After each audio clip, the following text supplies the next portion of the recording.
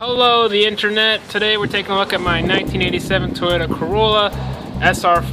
I'm in the midst of doing a GTS conversion for the car, and I've come across a lot of common rust holes in the car. So I figured I would shoot a quick little video to show, well, the common rust holes, at least at the front of the car, and maybe a quick how-to on how to fix them, welding of course. So let's get to it. So this is my 87 Corolla, and like I mentioned already, we're taking a look at some of the common rust holes. One is right here. I've actually already welded it, completely finished the weld, but there used to be a big hole. In the video I'll include a little quick pic of it. Other common rust spots, if I can just climb into the engine bay here. Right here, down here. Is a very common one at the bottom of your strut tower.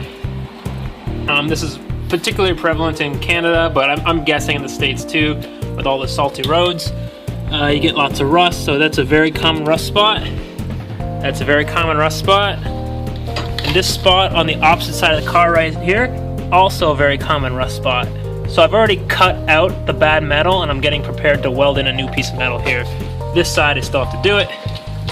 And this right here, the windshield frame, or the lower windshield frame, has to be the most common rust issue with Corollas I know of.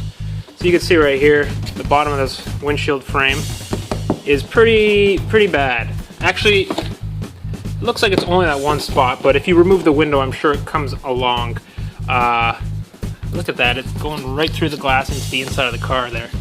So that's caused by like the rain building up here.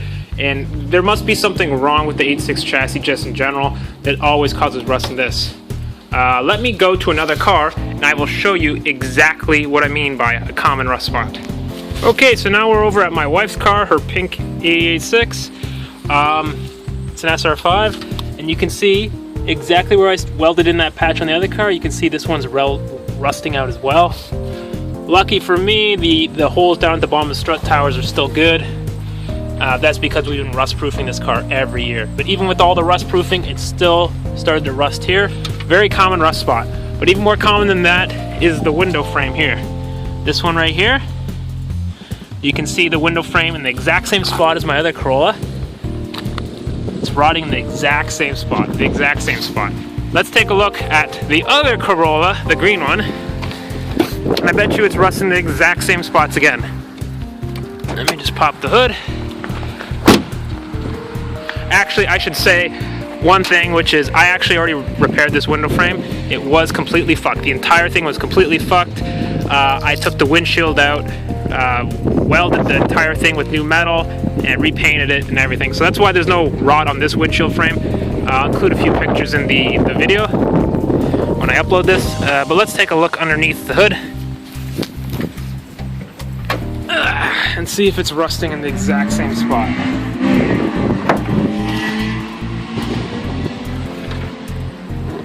So you can see, actually I don't know if you can, is the light working? Right down here, in the exact same spot, the strut towers. Sorry, all the brake lines are kind of in the way so you can't see, but it's rusting there too. This side you can't see because all the lines are in the way, but I bet you it's rusting too. Luckily for me though, that hole here, that bolt hole for the power steering reservoir, is not rusting on this car. So you can see I have 3 Corollas here. They're all in different conditions, and they all have rust in those spots. Like I said, the only reason the frame on this car, or the window frame, sorry, doesn't have it is because I fixed it already. So let's go back to welding those patches. So the first step in any kind of welding rust job is you need to cut away all the bad metal.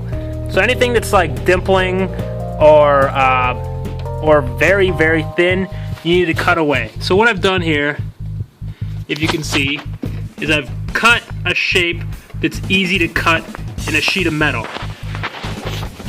Once you do that, then you need to make a template, which I've done here. So I've built a template of the hole. So then what I'll do is I'll take this cardboard and trace it onto a sheet of metal, cut out that template, and then I can weld in the new piece of metal. So next thing we're gonna do is go ahead and trace this, and then yeah, cut it. Let's do it. Okay, so here's my new piece of metal. You can see my template here, which I've traced onto the metal, and now I'm gonna use my angle grinder right here, and I'm gonna cut out that piece of metal and then clean up the edges a little so that I can weld it in. We'll come back in a second. Okay, so here's our patch that we had cut out from the template, and it fits perfectly into place. And we're gonna get ready to weld it in, and we need to just clean up all these edges here. So this edge, and these edges here. Then we're gonna weld it into place. And also we're gonna spray the other side of the piece of metal with paint, so that when we weld it into place, the side that's bare against the body is not gonna rust. So we're gonna spray it so it doesn't rust. So let's get to cleaning it up. So we got our Lincoln welder here, and it's set up with gas. The gas is set to 25 psi roughly. You can't see it so bright. And we've got our wire speed set to about 2, maybe 2.5-ish, and our current is set to B. On top of that, we got our ground set up here, and we got our welder here. So we're gonna put our patch in place and zap it in. Okay, so here's our patch. We're about to weld it in. I should mention that the ideal situation is that you have a bunch of vice grips or clamps clamping a piece of metal into place, so you get as flush as possible fitment with everything. Unfortunately, in this case, I have nowhere to put vice grips onto. If you have a strong magnet, maybe you could put it on the other side and hold the piece of metal in place that way. But in this case, we're gonna have to kind of ghetto rig it up so that we can weld it in place. Okay, so here is the metal. I've just tacked it into place. All you want to do for starters is just tack everything in place. You can see my welds are not perfect, but I never claimed to be a welder. I just bought a welder and I'm just attempting to fix my car. So the welds are ugly, but whatever. I've tacked it into place.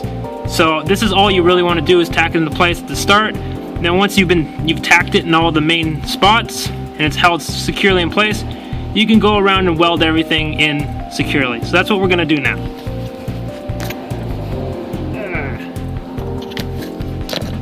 Just like this. Okay, so there's our patch there. You can see it's a pretty ugly weld, but it doesn't really matter because I'm gonna use my angle grinder now to clean up the weld, and it'll look as good as anything else. So we'll be right back again. Okay, so here's the patch welded in. I don't know if you could see because I'm holding a cell phone, but it's not bad. It's not perfect, but it's relatively smooth. I've grinded it down to try to smooth out the welds a little bit, and it looks relatively decent. If you're anal about the engine bay or whatever panel looking good, then you would obviously at this point want to use some Bondo to fill in the little gaps and make it look perfectly smooth. In my case, I'm probably not going to do that because I don't care about the bottom of a strut tower that much about it looking perfect. I'm going to put some Por 15 on this, which is hopefully going to prevent it from re-rusting, but I do use the word hopefully there. I don't know if anything can actually prevent rust from coming back short of living in California. So that's the patch welded in. It's not a pretty weld, but it's in. The only way you're ever going to get to having good welds is to keep trying, learn the different current speeds, learn the different sorry, why did I say current speeds? Learn the different current combinations with wire speeds, and understand how that applies to the type of metal you're welding, or the thickness of the metal you're welding. So that's fixed. I still have this patch here on the other strut tower that needs to be fixed, but that's that for now. I hope this video has been somewhat helpful.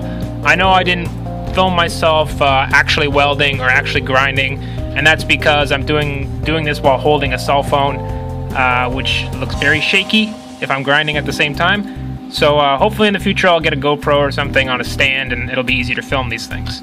Anyways, that's welded in. Too legit. All right, later.